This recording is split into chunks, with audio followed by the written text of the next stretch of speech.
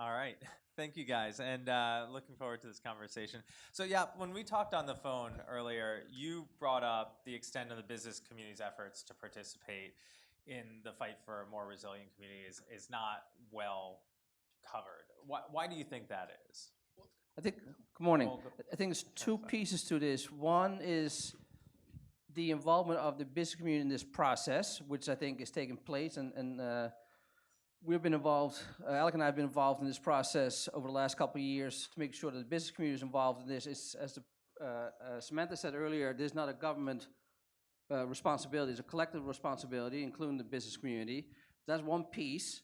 The other piece is we have a lot of activity happening in Miami-Dade County in South Florida related to resiliency, except the world doesn't know it. So what we hear or what people see is done by others outside the area. Our story is being told by others versus us telling our story. I think that is key for us to make sure if we see all these opportunities, all these changes that are taking place in our community related to resiliency, whether it's housing related to making sure that our infrastructure is built the right way, we need to tell that story.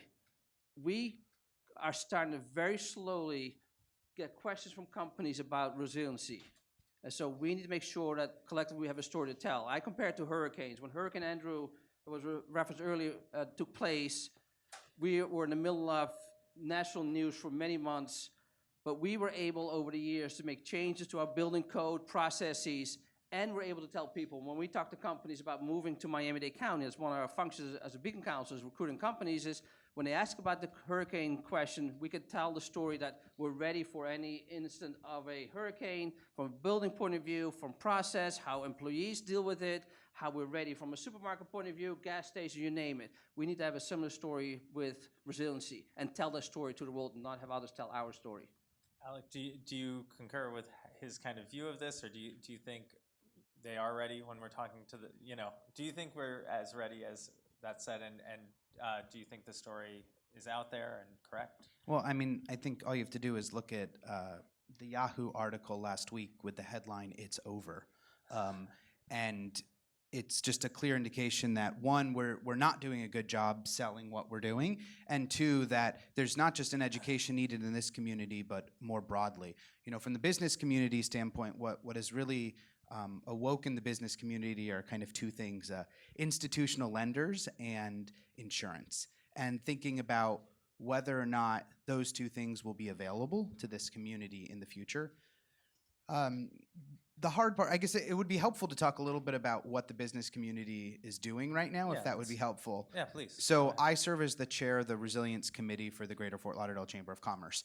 We have a counterpart, Norella Baguet, at the Greater Miami Chamber of Commerce, and the business community for years has been talking about this issue. As part of the Southeast Florida Climate Compact, they have a regional economic resilience work group. I have been working with Jennifer Hirado and Jim Murley on that to basically think about what we do as a business community. And one of the things that came out of that is the business community doesn't know how to communicate in business terms about resilience. That's really what it comes down to, is we're really, talk to Greg, it comes down to what's your bottom line.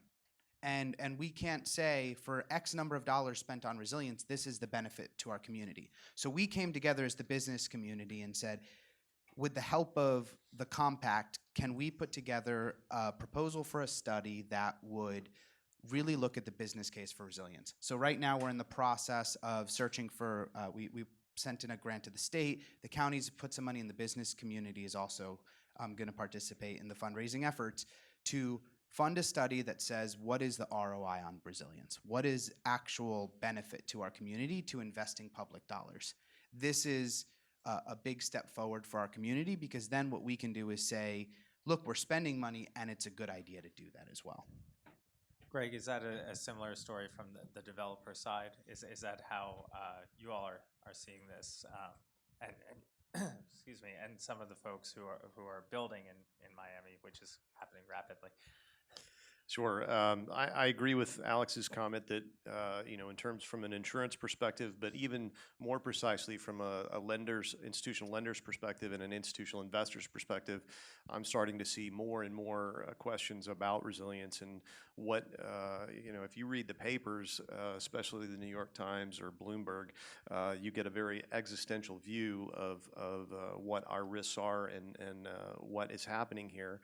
And the answer to the question of what is the risk and how do you manage it and what do you do about it is very difficult to manage, because this is not a binary thing that we're going to do, build a project and fix this problem. It's far more complex than that. That's why we're having conferences like this to discuss it. But the way that I tend to react to that question is I point out a bunch of really important things. For the first time, this state has a chief resilience officer. This county has a chief resilience officer. The city of Miami has a chief resilience officer. The city of Miami Beach has a chief resilience officer. There is a sea level rise committee in Miami. Alec is involved in the sea level rise committee in Fort Lauderdale. I mean, the amount of awareness of this issue is tremendous in this community. And even when you get beyond the elected officials, the voters are showing us that they're aware, because we're having referendums in Miami Beach and the city of Miami to do bond issuances, to invest in infrastructure. So you see that not only are the elected officials aware of this and investing in it, but the people who live here are aware of it as well. So just the understanding that as a community, our head's not in the sand on this, and that we are trying to manage the situation that we're doing about it is of tremendous value to the outside investment community. And you mentioned ROI and all of this. Where did the realization come from, I guess, that the business community need to get increased religion around this? Was it citizen consumer expectations? Was it insurance rates? Was it just general consciousness of a hurricane showing up tends to focus minds sort of things after the Miami has had a few had a decade of kind of calm. What are some of the things that brought the business community to a more focal point? And anyone can jump in here. I just in these conversations, I regularly hear discussion about insurance being the pivot point. It's critically important, but it's not the pivot point in my view. Like, an insurance contracts are written on a yearly basis, so it becomes a crisis when you can no longer get insurance. That's clearly a problem, and that's a massive issue for all of us who live here. But if we've gotten to that point, it's too late. And the insurance companies are not going to tell us what we need to do to maintain the insurability of our community. We need to figure that out for ourselves. So understanding from a environmental and engineering standpoint how we make our community sustainable is critical. And we have to figure that out on our own and prove to the insurance companies that we've done the right thing. They're not going to lead for us on this matter. We have to lead ourselves. I think the compact is a major one, and there's already 10 years that it took place as a starting point. I think individual groups, Miami Beach Chamber has gone to the Netherlands for issues dealing with sea level rise. So I think a lot of small steps, small instances where the conversation starting to drive towards this is a collective issue, and we need to figure this out collectively and not a particular community who is impacted directly. And I think that the public-private partnership on this has really brought the business community kind of forward. So at my resilience meetings through the chamber, Dr. Nancy Gassman with the city, Dr. Jennifer Hirado come to pretty much every meeting. It's developers, the county, the city sitting at a table saying, what can we work on together? And what has come out of this is, I'm going to use a very technical term, we have something called the Central and Southern Florida Flood Control System. Those kind of weird-looking things that you see in the canals as you're driving east-west, they're called salinity control structures or flood control structures. There was a study 10 years ago that said 18 of those are within 6 inches of being inoperable. And 10 years later, we're looking at a couple inches of sea level rise, and we still haven't really moved on that. The business community saw this and said, this is something tangible we can do. We can work to go advocate at a federal level to get the Army Corps to move on this. And this is important because it controls the flooding and the fresh water for our entire community. It's tangible examples like that brought by the government that need the assistance of the business community from an advocacy perspective that have really moved the business community. So where is that today, just out of curiosity? We are in the process of figuring out what the next steps are. We're educating the business community. It's hopefully going to be listed as one of the issues for a Washington, D.C. fly-in for the chamber. We've been beginning to talk about strategy, about conversations at a state level, going to kind of our DEP secretary, going to the governor's office and talking about how we really build a federal, state, local, private partnership. Again, we'll have new leadership at the South Florida Water Management District as well. So there's a lot of kind of pieces of the puzzle that we're beginning to put together to have this conversation. Yeah. And we were talking about procurement a little bit earlier on the public sector side. The truth is, the ability to create public-private partnerships to do some of these things can speed it up, or if you get federal blessing, it can go both ways. Sometimes core projects take a very long time. What are some of the ways the business community is able to engage in public-private partnerships that allow these projects to move forward faster that may otherwise get tied up in a public procurement? Does anyone have some examples of that locally? Well, the developers, density and intensity creates value. So I know of some situations where, particularly with waterfront developments, where a developer is obligated within his own footprint to deal with hardening the waterfront, but beyond it is not. But he might agree that if given additional intensity of development, that he could do it for a park nearby or some public area that he would not otherwise be obligated to do. And that circumstance doesn't cost the municipality or county anything. We as a community, as a state, are not necessarily using incentives to recruit companies, but in some cases it's warranted to have incentives to make sure that you compete with other locations. One of the local incentives that we have, we call the Target Job Incentive Fund, has a component that includes bonuses for either green-related manufacturing activities, solar, for example, but also green building, LEED certified buildings. So if a company is building a new building and we're in a incentive opportunity for that company, they get bonuses for the fact that they build a LEED certified building. So that's a piece where we encourage the private sector to go beyond what they would have otherwise done by giving them some incentive to make the next step in building their building and some other activities they might do related to green and or resiliency. Question, we obviously have a public sector audience here and public sector discussion. What incentives are working and what regulations may be working, and which ones may be well-intentioned but are not having necessarily the desired effect? If you all could kind of throw a couple examples out there, I'd be appreciated. I'll give you one fairly progressive example that was done in a way that really brought the community on board as well, and that's the seawall ordinance in Fort Lauderdale. So our seawall maximum used to be 3.9 feet. It is now our new minimum. And there is also a trigger mechanism which says if you are flooding the street or your neighbors, you have to raise your seawall. And what this has done is it shows an example of kind of a shift in the way we think about our community. We used to think about seawalls and sea level as static. Well, that's no longer true. So seawalls do more than just kind of what they used to. They're now an integral part of the stormwater system. They're an integral part of our flood protection system. So communities are now looking at how do you develop ordinances that kind of not only protect you as a homeowner, but also kind of your neighborhood more holistically. And that's an example of something where there was tremendous public input and feedback, and now Broward County is looking at raising seawall heights as well. One thing I will say is, from a private sector side, we don't have enough seawall contractors to kind of fill this void, and it's something the business community is now looking at. How do we make sure that we have enough people in the marine construction industry to fulfill the needs that we have as a community when we start putting these ordinances in?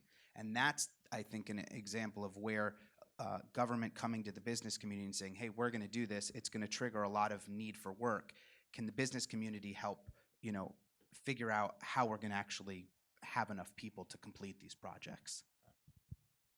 I have an example in this city of Miami. Like many cities, many of our zoning districts control development intensity by height. They'll allow you to have a certain number of units within a certain limitation in height. And there's a certain amount of height that you need in your ground floor to be functional from a retail or amenity standpoint. But it would be smart if developers built even more height than they normally would to allow for the street to be raised over time in front of them. But when you have a height limitation, that might cause you to lose a floor of density of apartment units or office space or whatever it may be in that vertical building. So the city of Miami's looked at that and said, look, we're discouraging people from building a greater height and freeboard in their ground floor.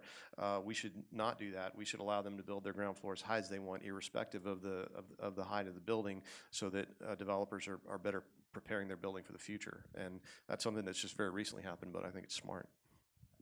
Anything to add? Yeah. Okay. I wanted to ask about something you brought up, the workforce related to this. Resiliency is something that is not just exclusive to this region. There's a lot of in demand for folks who are savvy on this subject, not just down here, but beyond. Are we doing enough to train the next round of folks who are going to be involved in this? How do we build the resiliency workforce of the future, and how do we continue to ensure that we're able to have that pipeline of talent? I think, again, two pieces to this. One is the workforce, and I think our university is starting to train for those functions as well. The other part is how do we make sure that we create solutions here that can be implemented in other places, that we become a center of excellence for resiliency for other places, either within the U.S., because we're seeing similar type environments as ours that are having issues, or in the Caribbean, parts of Latin America, or anywhere else in the world. I think that's another part that we need to take advantage of. As we solve for issues, how do we now export that knowledge? The things that are being done at universities in this field, how do we export that knowledge? And and not self-serving, being originally from the Netherlands, they dealt with water management issues, and eventually were able to figure out how to sell this knowledge anywhere in the world. And they've been here, they are involved with Sandy, they're involved with New Orleans. I think we have the same opportunity here. Again, what can the business community do to assist with solving for the problem, and then how can we take advantage of that with our tech environment, our tech ecosystem, to create startups that are in this field that can become experts and can sell their expertise outside this area. The Netherlands have a few hundred years head start on us here. I know, we had a couple storms and we created land from nothing, but right. Yeah. But we'll get there too, and probably faster than the Netherlands did because of what we need to deal with. Fair enough. Alec, do you have? I mean, we're getting there. We have our work cut out for us. I think I went through academia. I got a PhD, and I can tell you that it's really not designed for the cross-disciplinary work that we need. We're starting to see universities really step up and create things like FIU Sea Level Solutions Center, which works across disciplines. The FAU has a Center for Environmental Studies that is very cross-disciplinary. But at the end of the day, what we need to do are make sure that as a community, we say these are the things we need in our future workforce, and then work with the universities to have the curriculum match that as well. But resiliency is a big word, right? And it's not all about sea level rise. So, and in terms of the health in our community beyond sea level rise, I think the education and transportation are the two things that come to front of mind with me. We need more and better, particularly higher education, well, with lower and higher education in South Florida, particularly in the areas of engineering and technology. And we need to continue. We have gotten so much better on public transportation in recent years, and we need to continue investing in that. And I don't mean buses. I mean getting people in mass transit across our community. That solves so many problems. That allows people to live where they want to live, work in a different place, or be educated in a different place. That also tends to address housing affordability issues because it gives you mobility to live in a different place than you work if you choose. So I think mobility, the education part helps stabilize our economic resiliency, and mobility, I think, solves a lot of problems. So you just touched on something that I did want to ask you about, housing, mobility, and resiliency, especially the equity aspect of that, right? Especially when people are, or developers, one way or the other, are paying for seawalls, or it's done at the very hyper local level. When those building codes come in, what effect does that have on equity of who can live where? Obviously, prices rise, but how do we make it so it's an environment where we're not excluding people from our community, and it becomes something where you have to be of a certain means to live in a certain area. That's always existed somewhat, but how do you make it so people can get to where they need to be, whether it be for work or whatever? Well, so in terms of investing in resiliency, it's something that this can't be solved by private developers by themselves. In part, for sure, they need to be a part of that solution, but the public investment is going to be larger and more apparent, and involve the participation of the community. So critically, it involves not infrastructure that's all gray and engineered and solving our, we build a wall and we fix sea level rise. That's not how it needs to work. It needs to involve engagement of our community and creating places that they can see and enjoy right now. That could be, our waterfront doesn't have to be all a concrete wall. It can be a park and some transitional node that protects us from the sea level rise and storm, but also provides an amenity for the community. So there's a lot of ways that we can invest in resiliency that provides enrichment to our community right now and prepares us for the future. And I think the community who's sort of most faced with that right now here with us locally is Miami Beach, who they're investing significantly in that kind of infrastructure right now.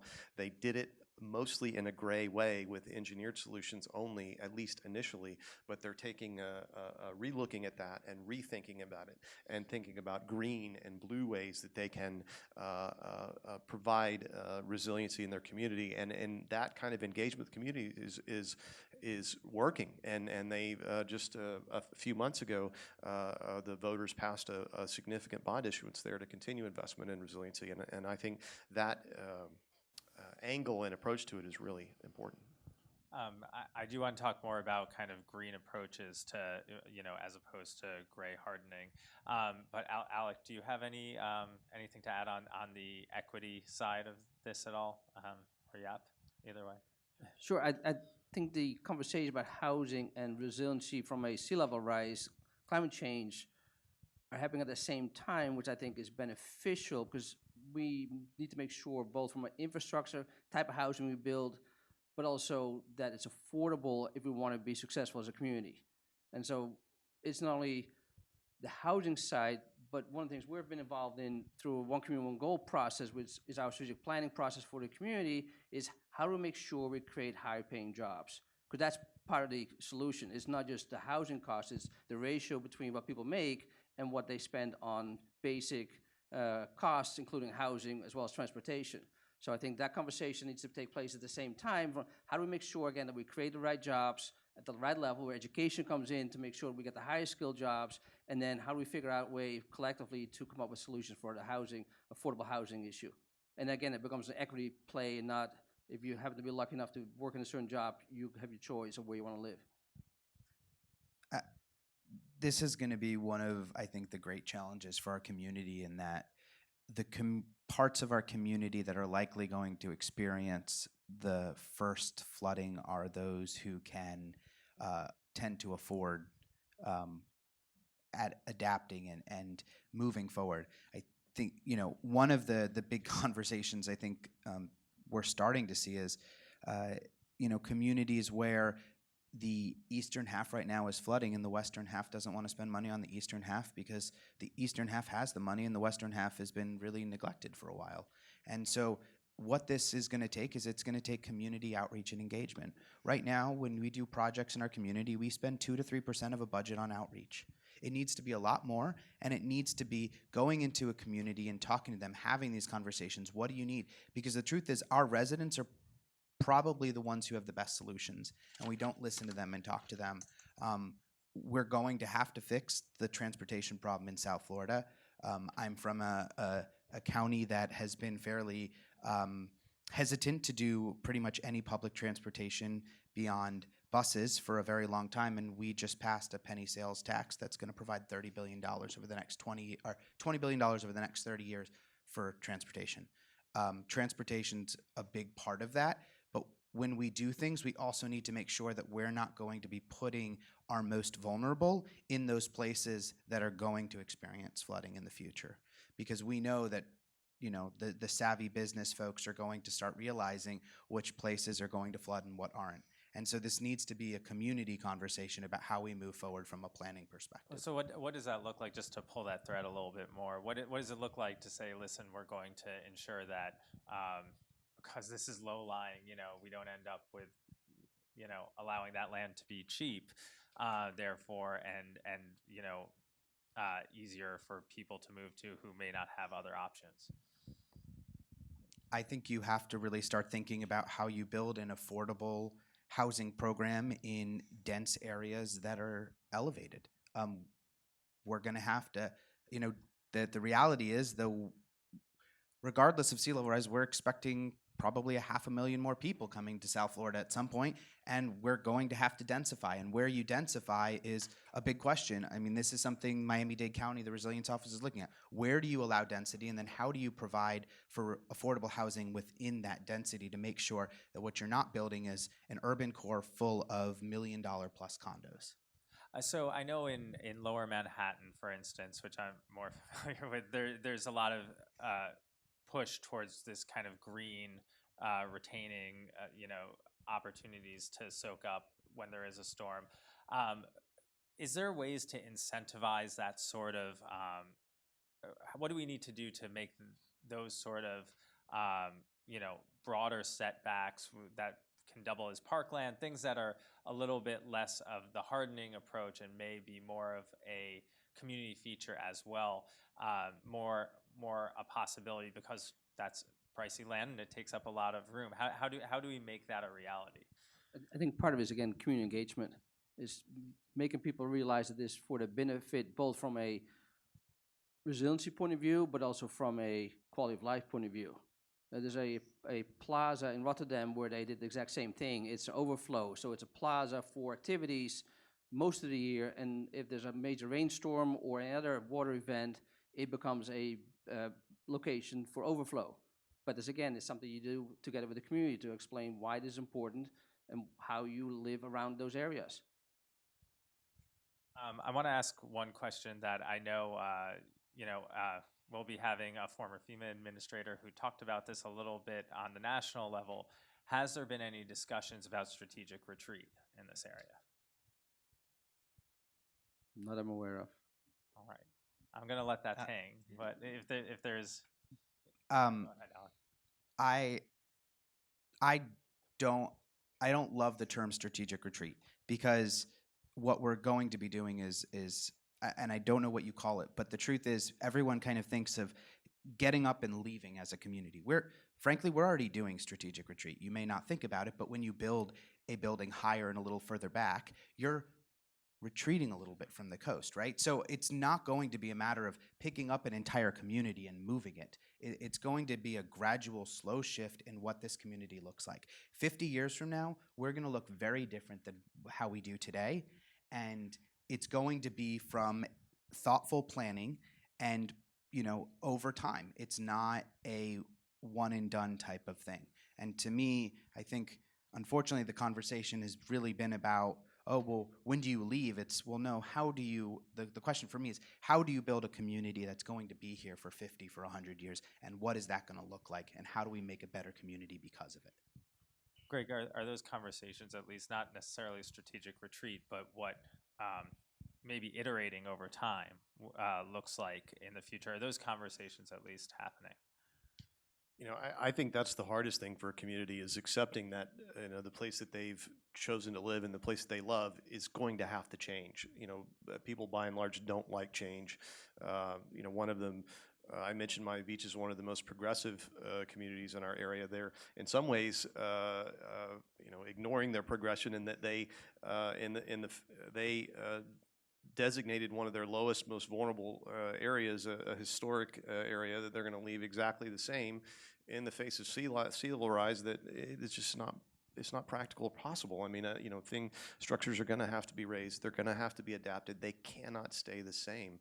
You know, the more that we can come to a collective acceptance of that in our community, the more productive I think we'll be in planning and shifting our future. So I want to make sure if folks have questions, we have some time because I've been hogging the mic up here. I see a hand right there. She's coming around with a mic. Just introduce yourself or where you're from. I'm the public safety director for Highlands County. So for us, talking about climate change means something completely different. Sea level rise for us means that your strategic retreat is coming towards us. You're coming to communities where the resiliency is low compared to big cities with the money. I came from the Washington, D.C. area, spent 30 years there, so experienced both sides of it.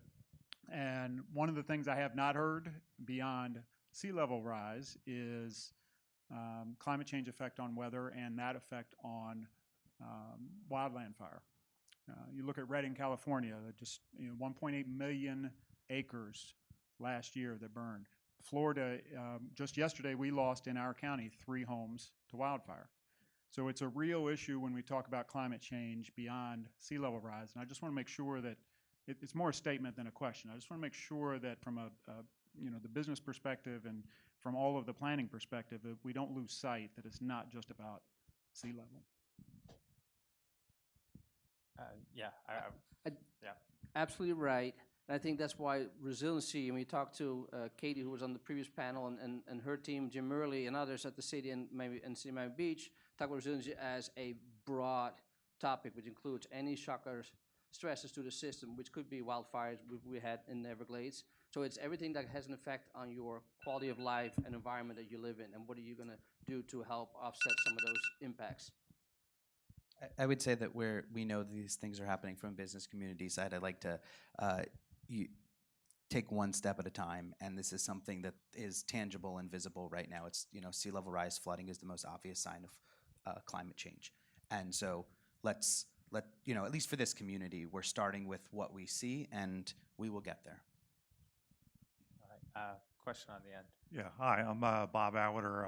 I'm Vice Mayor of Indian River Shores, which is a small barrier island town up in Indian River County.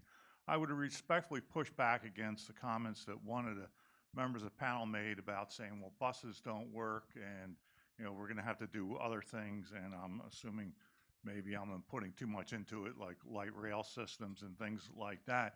But when you think about transit systems, resiliency, you get out of a bus system because you can adapt it to the changing patterns. And if you do have to have strategic retreat someplace, also when you think about, you also have to look at the economics of transit systems. And study after study have shown that mass transit systems, when you take into account their capital costs, just don't make sense, where buses are more flexible and they're cheaper as well. And I would just point out a recent book came out on that called Romance of the Rail. So I think, with all these things, we still got to think about numbers. I'm in a little town, but I have to each year pass an appropriation and potentially raise taxes. So we do have to do it in the most economical manner we possibly can do, taking into account the social costs that are out there as well, which has been the problem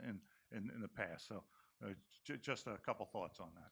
Julian, I wasn't advocating for light rail. I was saying that buses alone in our current system don't work. If you're in bumper-to-bumper traffic and it takes 2 hours to go 5 miles on a bus, that's really we need to think about things like dedicated bike lanes, multimodal transportation. But I appreciate it. That's absolutely.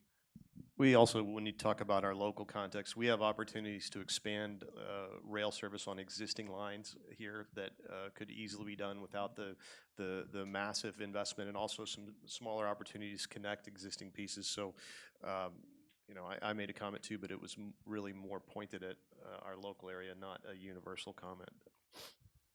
I would also just add, from our standpoint, we're seeing more areas look at bus rapid transit as a solution where you have a dedicated lane. So it's essentially a train on wheels, maybe. A question in the back. Yeah, I want to go back to a comment that Alec made earlier. I'm glad that you raised the issue of the need for more of an intersection between affordable housing and resilience. I think oftentimes they tend to be running on mutually exclusive tracks, and they're literally, in my mind, two sides of one coin. We'll think about the region in terms of all the entitlement cities that we have throughout the state of Florida. There are millions of dollars that are spent on affordable housing. It's the typical strategy of the roof, windows, and doors. But I think there's more need for that conversation to educate those cities, entitlement cities like the city of North Miami, for the need to make sure that every single federal dollar that is spent is spent on making that structure more resilient, spent on making it more sustainable. Your windows need to be hurricane impact windows, the energy efficient appliances that you put in. But that conversation, there's very little intersection between a panel like this and what I see on the HUD side. I'll tell you that my city has developed green housing guidelines, the city of North Miami. Any ounce of federal dollars that you spent has to be spent on bringing down the energy cost of that structure. Those conversations, though, I think need to be had universally. There's no lack of funding to make that structure affordable. I think there's a lack of information and education. So reimagine and reshift the paradigm is what I'm saying, to bring in the collisions between green, sustainable, and what you consider affordable. Just wanting to add that. Thank you. I give the example of, we don't put necessarily backup generators on our affordable housing, but those are the folks who can't afford to replace the food in their fridge. And making sure that they can stay put and go back to work as quickly as possible is something that needs to be considered as part of the problem. Thank you for bringing that up. And that's why I mentioned the two go together, because if not, we won't have a workforce at all levels that fill the jobs that we need. And those who are very comfortable living here at higher levels won't have the folks to do the things they want to have done. So yeah, it's a two-sided topic that needs to be addressed at the same time. I think that's why we're dealing with those two topics at the same time is a good thing, because we now can think it through in a smart way than separating them out. I think we have time for one last question. You were having a conversation about strategic support and about how to develop. In many ways, public infrastructure allows or supports development. If you put a road to nowhere, development will jump up and around it. Strategic retreat, on the other hand, could also be driven by a lack of investment in infrastructure. And so while municipalities are in a very challenging conundrum in that they want to maintain their tax base because the cost of resiliency is real, and they have to make these investments in order to maintain the community, when you start having the conversation about equity in terms of where do you invest the money in order to maintain your tax base, those questions get very difficult. So there's a lot of things that municipalities do drive relative to resiliency, and they drive it through their codes, they drive it through their decision-making process for specific infrastructure. And that strategic retreat from a political standpoint, you couldn't do that on a map, but you could do it by very select infrastructure investments or very specific lack of investments in various areas. That's a good point. I was going to say that you may know, but Detroit, I believe, did some of that in parts of their community. Yeah, they did. And I think it's an interesting parallel there to some of the strategic retreat.